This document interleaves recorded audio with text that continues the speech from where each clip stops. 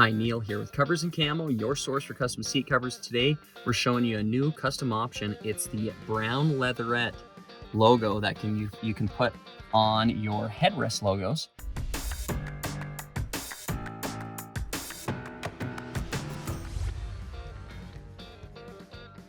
So here we have a camo background, and this is the brown leatherette patch that has the American flag laser engraved into it. Really cool option.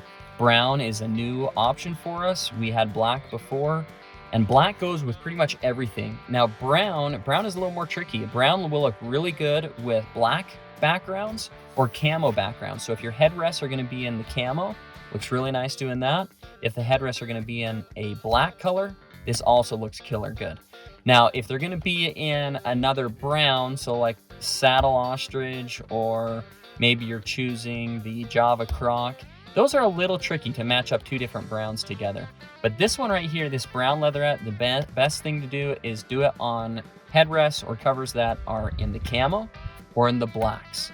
That's the best way to make that look really nice. So this particular Ranger, we did it, the headrests are in the camo option there, and just looks really nice having this brown leatherette on it. So consider headrest logos for your next set of custom seat covers.